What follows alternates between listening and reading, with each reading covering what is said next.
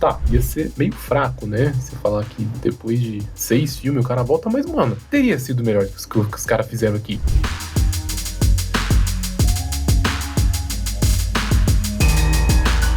E aí, meus amigos, como é que vocês estão, né? Hoje eu vou fazer a minha análise. Análise é uma palavra forte, né? Hoje eu vou falar o que eu achei de Pânico 7. Eu gosto muito de filme de terror aqui no meu setup, né? Eu tenho duas miniaturas do Terrifier, uma luva do Fred Krueger que eu mesmo fiz. Sempre que sai filme de terror no cinema, eu fico animado pra ver. Eu acho muito legal a estética que o Pânico tem, a história que ele carrega e principalmente essa coisa de satirizar o terror, né? Então, tava muito curioso pra ver Pânico 7 e também muito receoso, né? Por questões políticas, esse filme meio que não é uma continuação de Pânico 6. E Pânico 5 e Pânico 6 estavam criando, né, uma nova história pra franquia, com as gêmeas. Gêmeas não, né? Gêmeos é os outros personagens. Com as meninas, né, tudo mais, as protagonistas do filme. E isso meio que foi deixado de mão, porque elas não iam voltar pro 7º filme. Então o que os caras fez? Ô, mano, que história que nós temos pra contar? Volta com a protagonista, né?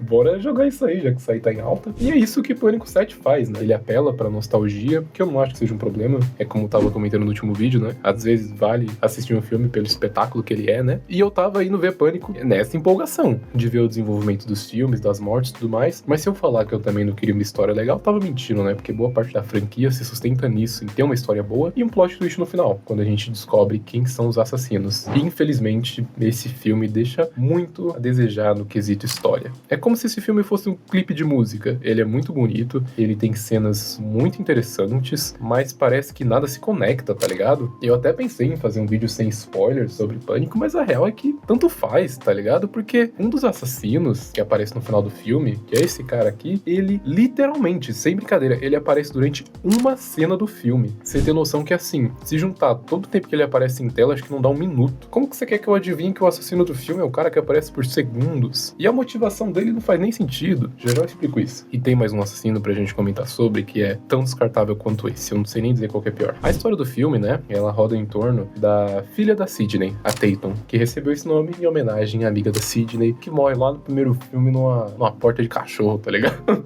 Então, essa menina também é um dos defeitos do filme, tá ligado? A personalidade dela se define em duas coisas: em ser filha da Sidney e ela querer ser forte igual a mãe. É só isso. Ela é plana, tá ligado? É um personagem sem profundidade nenhuma. O que torna muito chato a gente acompanhar ela. Se não fosse pelo fato de ela ser filha da Sidney, de todos, ela seria a personagem mais descartável, tá ligado? E vamos falar, né, sobre os demais personagens do filme. Como em todo filme do Pânico, pra gente descobrir quem é o assassino, eles colocam muitos personagens. E aqui ia ser diferente. Então a gente tem as amigas da filha da Sidney, a gente tem os namorados das amigas da filha da Sidney, o namorado da Tatum, né? A gente tem o pai da Tatum, esposo da Sidney, aquele cara, né, que eu já falei que é um dos assassinos, que ele trabalhou num manicômio onde Stu foi internado. E a gente tem também essa mulher, que é amiga da Sidney, os gêmeos que estavam, né, no 5º e no 6º filme, e essa senhora aí, né, que voltou pro filme. E eu acho muito curioso, mano, que todo filme de Pânico, né, tipo, essa mulher retorna, os caras fazem tipo, nossa, ela retornou pela 6ª vez, que novidade, tá ligado?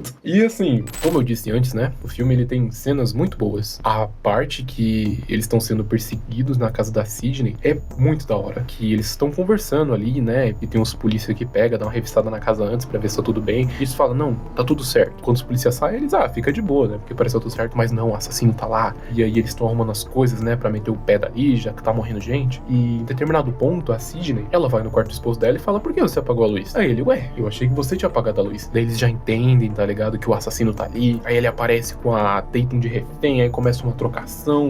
E o esposo da Sidney, que é um polícia, que eu achei que ia ser um inútil, pelo menos nesse momento não é, ele bate de frente com o Ghostface, aí elas se escondem no quarto do Pânico, que ironia. O bichão tenta invadir, não consegue, elas saem pelo meio da parede, né, aquela cena que tá no trailer. E essa perseguição é extremamente interessante. Em determinado ponto, o pai da Tatum desmaia, mas ele volta e, mano, pega o Ghostface na porrada, tá ligado? Num soco. Mano, isso eu achei muito louco, tá ligado? Dá pra ver que ele realmente quer defender a família dele. E aí chega aquela velha lá que eu falei, né, atropela o cara, chega junto com os gêmeos, o Ghostface morre. A gente descobre que esse Ghostface tava internado no manicômio, e o próximo Ghostface, né, é esse cara que também tava no manicômio, ele trabalhava no manicômio, E é isso. A gente também tem, né, a morte da menina, que eu não me recordo o nome, mas é a McKenna Grace que interpreta ela. E eu acho essa atriz incrível, ela tem uma personalidade muito da hora, sabe? É muito legal os vídeos dela no Instagram e tudo mais, então achei muito da hora ver ela participando do filme. Uma pena que ela morre tão cedo, acho que se eles tivessem criado um plot que ela fosse assassina, teria sido muito interessante. Mas uma curiosidade do filme, né, é que ela fez uma música junto com Ice Nine Kills pra divulgar o filme, e essa música é incrível, só não coloco aqui porque o YouTube não vai deixar. Mas vou deixar o link na descrição, depois vocês passam lá pra ouvir. É muito boa. A morte dela, eu vi muita gente achando ruim, mas eu gostei bastante, sabe? Porque é assustador você ver ela presa ali nas cordas como uma marionete mesmo, e sendo controlada igual uma marionete, e mano, não tendo o que fazer, é Vasco e já era, tá ligado? E até, não sei se bonita é a palavra certa, mas até meio poético o jeito que eles fazem a cena, o final, é assustador, é muito bem feito. E é muito triste pensar que o filme é isso, é várias cenas legais, mas que não se conectam e que não fazem o menor sentido. Mas pro final do filme a gente também tem uma cena, né, onde a Tatum tá sozinha, lá numa cafeteria que a Sidney tem, né, e ela tá tendo que enfrentar o Ghostface sozinha. E ela tem toda essa coisa de querer ser forte igual a mãe, mas ali ela fica em choque, ela não consegue. Aí a mãe dela tá em ligação com ela e fala: não, vai lá, menina, você consegue, você é braba, não sei o quê. E ela seguindo as orientações da mãe dela, né, que a mãe dela tem umas câmeras lá na loja, mano, ela consegue dar uns pipoco, tá ligado? No bicho, tudo pá, assim, muito louco. E no final ele pega ela e fica por isso. A Sidney chega ali um minuto depois, parecia que eu tava mó longe, mas depois parece que ela tá do lado, sabe? Tipo, mano, é muito chola, sabe? Tipo, não faz sentido, tá entendendo? O próprio Ghostface mesmo, né? Quando a Tatum entra na cafeteria, ela tem que digitar um código, né, pra poder entrar. Porque a Sidney, ela é toda paranoia, então ela coloca essas fechaduras de senha de celular em tudo. E assim, quando o Ghostface, ele vai lá, mexer na porta, e ele destrava com facilidade, ele sabe assim, eu fiquei pensando, nossa, que da hora, mano. Então o Ghostface é alguém muito próximo da família, porque não sei o que, ele já sabe a senha. E o último Ghostface, a gente descobre que é a amiga da Sidney. Que, mano, outro personagem, qualquer coisa, tá ligado?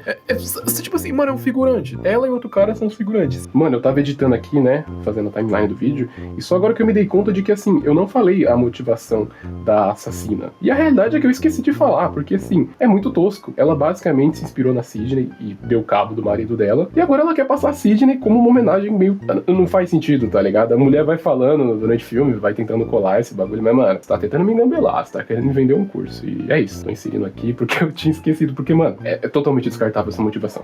Se aquele mano aparece por 30 segundos, ela aparece o quê? 2 minutos? O filme é de quase 2 horas, tá ligado? E, nossa, é muito broxante, porque o filme, ele constrói a hipótese de o Stu poder tá vivo. Tá, ia ser meio fraco, né? Você falar que depois de 6 filmes o cara volta, mas, mano, teria sido melhor do que os caras fizeram aqui. Novamente, né? O filme, ele tem ideias legais. Primeira cena do filme fala, né? É uma sátira, como o Pânico faz muito bem, né? Sobre terror, onde a gente pega e vê a casa onde aconteceu os primeiros assassinatos sendo vendido como um produto, como uma experiência. E é uma cena muito legal, muito bem feita, tem uns jumpscares interessantes. E isso é uma sátira inteligente, é uma crítica legal. Mas os caras cagaram pra isso no resto do filme inteiro, mano. E o complicado é que Pânico não é uma franquia que consegue se sustentar só em cima das mortes e que a gente meio que não liga tanto pra história. Por exemplo, Terrifier. Eu gosto bastante de Terrifier e eu sei que a história de Terrifier é qualquer coisa, então eu já não espero muito. Mas agora um filme onde você depende da revelação de quem é o vilão no final é de roubar a brisa, você vê que são 2 figurantes. É o filme olhar pra você e falar, mano, nós entregou qualquer coisa, tá ligado? Era o que tinha. O filme tem até um diálogo, né, querendo pagar despertão, falando, nós não vamos apelar pra nostalgia barata, falando que isso tá vivo. Isso seria um retcon muito zoado. Tudo bem, né? Mas aí você pega e apela pra nostalgia no final do filme, trazendo todos os atores de volta, como se fossem deepfake, pra falar, Sidney, quem será que é a gente? Quem será que é o assassino? E o filme tem toda essa coisa de falar sobre inteligência artificial, de que estão usando deepfake pra fingir que é o Stu, porque isso é um ponto muito interessante do filme, e até certo ponto a gente fica em dúvida, mas a gente não sabe se ele tá fingindo. Então é muito da hora, tá ligado? A gente pensando, mano, será que o Stu vai voltar? Será que não vai? E não, ele não volta. Quando aparece esses caras no final do filme, que foram vilões, participaram do filme, mano, quem que é esses caras, mano? Ninguém lembra mais, tá ligado? Pra mim era o mesmo que nada, tá ligado? Isso que eu gosto da franquia, mas, sei lá, não fede nem cheira. Tem um momento do filme que a gente vê que o namorado da Tatum também tava mexendo com deepfake e tudo mais, e aí fica muito evidente que é ele. Só que não era, ele nem tava envolvido, ele tava fazendo isso por quê, então? Era pra testar... Mano, Pânico 7 é aquele filme que você pega pra ver, você se diverte, mas passou 1 horinha, 2, você já esqueceu. Ele não é memorável. E eu acho isso muito triste, porque tem uma frase que eu escutei uma vez, se eu não me engano foi no canal do Rabbids, né? Seja quente ou seja frio, porque se você é morno, você não é nada. Você é simplesmente esquecível. E é isso que Pânico 7 é, esquecível.